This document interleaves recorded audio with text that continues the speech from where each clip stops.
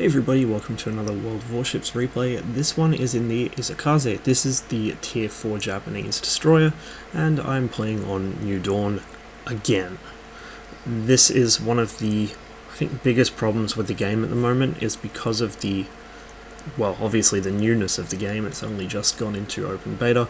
There's not really much of a map pool, and certain maps will only pop at certain tiers, and New Dawn is pretty much every other match below tier 5. This may not seem like a problem at first, but remember as well, I've been playing since alpha and it really does wear thin on your nerves after a while. Now, the Isokaze is very, very different from its American counterpart, the Clemson. While the Clemson has plenty of good, quick aiming guns and a lot of very short-range torpedoes, the Isokaze relies entirely on fast, long-range torpedoes and has really quite a poor gun armament. That's not to say the guns are useless. Just like any other destroyer, if you need to use them, they're there and they will work. However, they won't get you through a brawl with an American destroyer. Its turrets will track much faster than yours will, and its short-range torpedoes might not have the speed or the reach that you have, but they shit out so goddamn many of them in every direction that you're going to be in a lot of trouble. Apologies for the replay taking so long to load. I think I started recording just a little bit too early, and obviously recording with fraps while the game is loading doesn't really do it any favours, but on the plus side at least it lets me talk about the ship a bit before we get into the actual match. Now you'll see that the match is pretty even. Both teams have 2 destroyers, 5 cruisers, 4 battleships, and a carrier. We've been given a Langley, while the enemy have the Hosho, the Japanese Tier 4 carrier.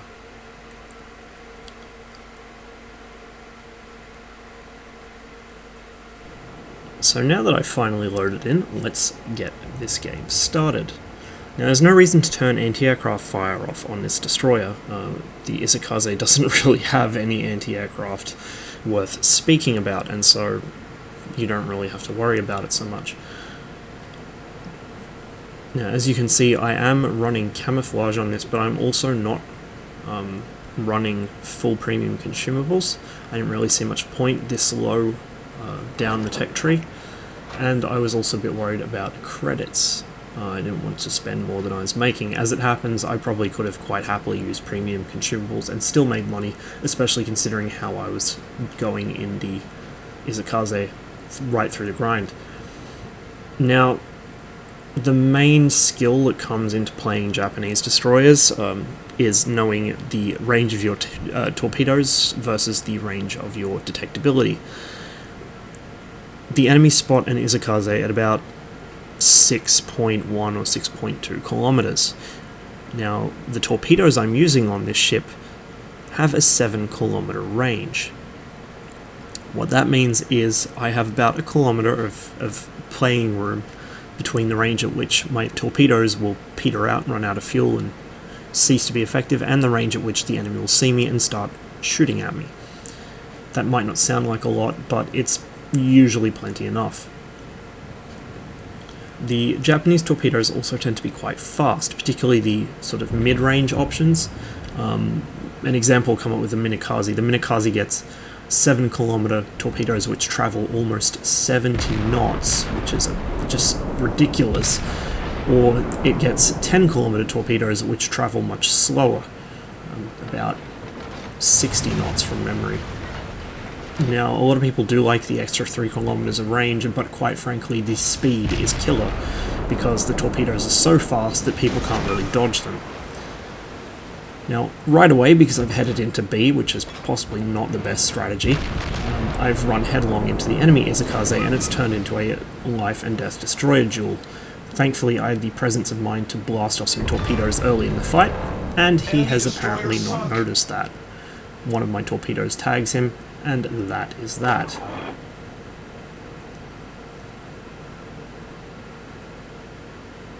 And you can see what I mean about the speed of these torpedoes. They just move so goddamn fast that you can't get out of their way if you're at close range. This makes the Japanese destroyers not only excellent at long-range torpedo sniping compared to their American counterparts, but it also makes them excellent at just diving on people from around a corner. They're fantastic little ambush ships, but they just cannot survive an extended engagement. The American destroyers, by contrast, are more your sort of escort destroyers. They're very, very good at using their guns. They can brawl, they can mix it up, they're very maneuverable, and their turrets can keep on target no matter how much you want to throw them around the sea. They're really fantastic little harassers. They're great for setting people on fire and keeping them on fire. And the torpedoes are not a secondary weapon, but they're certainly not as important to your playstyle as they are with the Japanese destroyers.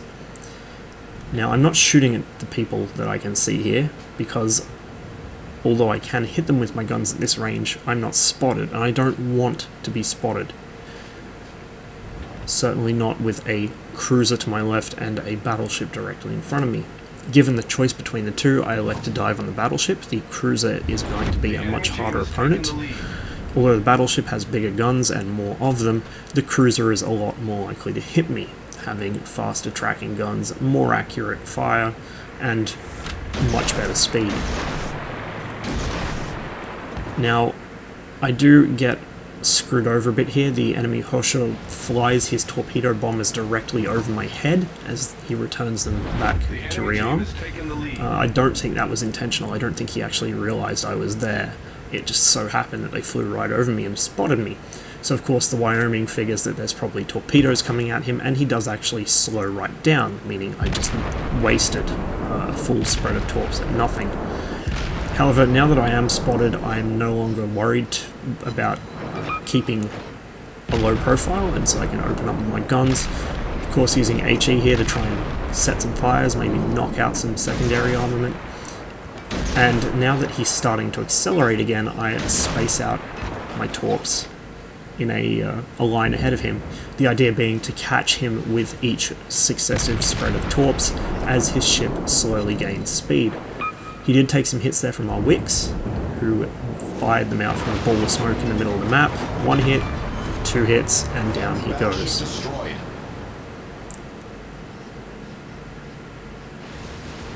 Of course, the cruiser can still see me, the Phoenix behind me. He's going to be a problem, but in this particular situation, I don't want to engage him just yet. You can see I've got my speed boost running. I'm waiting for my torps to reload, and I also want to see if I can get a better position on this guy. Now, he is relatively close to the edge of the map, so he doesn't have a huge amount of maneuvering space on his left side. And I'd like to try and use that to my advantage. If possible, maybe put this island between myself and him, making it difficult for him to hit me, or perhaps even get some torpedoes into him as he passes it. So I do my best to dodge his fire here. Now, I probably should have switched to AP. I could, of course, pen his Citadel with AP and fuck him up. But I wasn't really thinking at the time. I was just worried about getting the hell out of here, and so I didn't switch ammo. The enemy Hosho is actually trying to kill me. That's a good sign, because it means I'm probably getting very close to his position. So, with the Phoenix now pushing around that island, I quickly fire off some torps. 2 spreads close together, 1 further out. And I hope he will drive into one of them. I do resume fire. I was briefly unspotted there because I was in smoke, but I decide to just work on him a bit with my guns and see if I can pick up some hits. That looks good. And indeed, he's fucked. Down he goes. And now we can see the Hosho. That's why he was trying to sink me with his bombers. Most carrier players will get very, very desperate when they see a destroyer approaching them. You can usually tell you're getting close to their position because you'll just see waves and waves of bombers coming right at you. There are occasionally idiots who will try and sink destroyers specifically at the start of the match, which is a complete waste of time and energy and just completely the wrong thing to do in a carrier. You shouldn't be targeting destroyers at all unless they're right next to you. But for the most part, they will wait until you're actually a threat to them. And you can see here this guy's starting to run. Now, I'm doing my team a favour not only by spotting him and engaging him, but also by keeping him occupied. He's going to be too worried about his own survival and about trying to kill me to really do any damage to our battleships. And that's what you want. Now, at this point, I can pretty much tell he's going to try and Benny Hill me around the island. It's obvious there's an island here that it's exactly what he's going to do. It's probably what I would do, to be honest. And so, rather than waste time looking for a torp shot, I just keep up a withering fire of high explosive with my guns, hoping to set him on fire. Again, I could Citadel this guy, but when you set an aircraft carrier's deck on fire, he can't actually take off or land aircraft unless he's already in the process of, as you can see here. And so it is actually helpful to keep them burning. It also makes them panic and waste their damage control parties, which is very useful if you happen to flood them later with torpedoes. Now, an interesting thing about the low-tier Japanese carriers is the way they're laid out. I think the Japanese perhaps took the term flat top a little bit too literally, and it isn't until they get up to the tier 7 carrier, I think, that they end up getting any kind of noticeable island at all. In fact, the bridge on the Hosho and the Zuiho and the other one I can't remember the name of, that also starts with Z. It's right up the front. It's a really weird looking arrangement. I'm not sure how they would have really seen where they were going in some of them. The Hosho in particular, the bridge is covered up by all sorts of support struts for the flight deck and all sorts of nasty shit. Anyway, enough musing on the peculiar... Sorry, can't speak.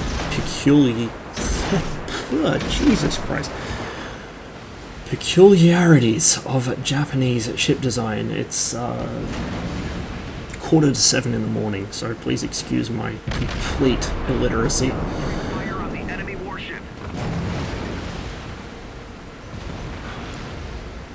Anyway, I fire some torps at the Phoenix, hoping to bag him in a turn. Unfortunately, he did spot them coming and turned into them, and I do get sunk there by him with another close salvo coming in from the St. Louis, just a few seconds too late. I was really hoping to survive that, but, you know, shit happens. So, I'm quite happy with my 3 kills. 50 hits off my guns, couple fires started, 3 ships sunk, and 5 torp hits. That's not a bad showing for a little tier 4 destroyer. And so the rest of this match is just going to be pretty much spectating my team. Now it is domination and we have got the points lead. We need to just maintain this, and the best way to maintain this is to hold the remaining cap points and not get killed. Of course, as you get killed, you lose points. As you kill enemy ships, you gain points. So there's a real incentive in this game mode to not get shot at if you're already in the lead. Here we can see the upgrade hole for the Myogi. Now if I just kill the HUD and zoom in a bit, this is very, very different from the Myogi that alpha testers will recognize as I just zip around spectating other ships. It actually gets a proper superstructure now, so that also extends its firing range. The Myogi actually behaves a lot more like a baby Congo now than it used to. It was basically just a slightly less shitty Kawachi before. Here we see a Tenryu doing what Tenryus do best, which is exploding when hit by anything at all. One thing I neglected to mention in my previous video in the Iwaki is that all of these low-tier Japanese cruisers, the Tenryu, the Iwaki, the other one. I'm having a shocker this morning, I'm so sorry. The Kuma, that's it. They can actually be Citadel hit by HE if they're hit in the right place and if the HE is of a sufficient caliber. It doesn't happen that often. Usually it's more reliable to just do it with AP, but it can happen, and when it does, it's not pretty. Obviously the AP actually does do more damage off a Citadel hit because AP shells have a higher maximum damage than HE does, which is the reverse, of course, of the case in World of Tanks. But it is still messy when you do get Citadel by an HE round, and it's just a sign of how weakly armoured those ships are. They give up armour for speed. Now back to my little thing about the Myogi.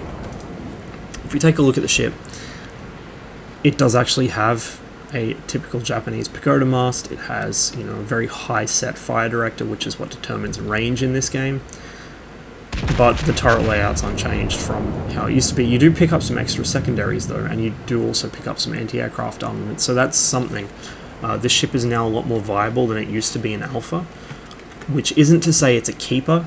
It's certainly not, whereas the Congo is, but the Myogi is at least now a bit more tolerable, and it makes grinding to the Congo a little less of a pain.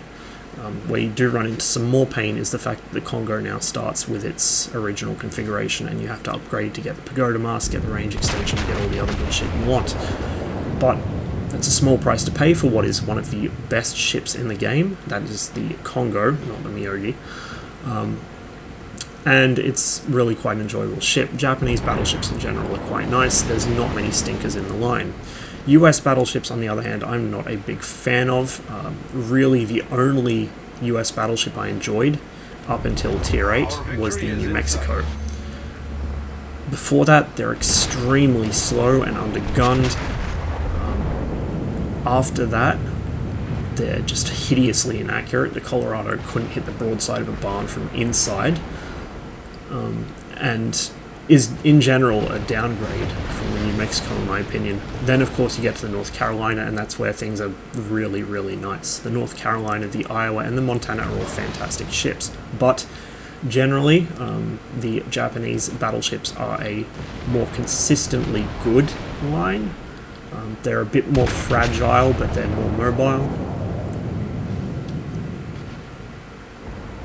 And here we can see our Myogi and the enemy Wyoming locked in the dance of death. And you can actually see their secondaries engaging each other there. Now, secondaries are really, really, really inaccurate because they're controlled automatically. They're basically just AI guns. You can't really do anything about it. There are, of course, crew skills and module upgrades to improve the efficiency of your secondary armament, but at the end of the day, they're still relatively inaccurate. They're mostly useful for scaring away destroyers and light cruisers, and also setting enemy battleships on fire at close range while you knock their hit points away with the big guns. You can't really rely on secondaries to kill enemy ships, although certain Japanese ships, for instance, the Nagato, are extremely proficient at just murdering everything within about a 5-kilometer radius.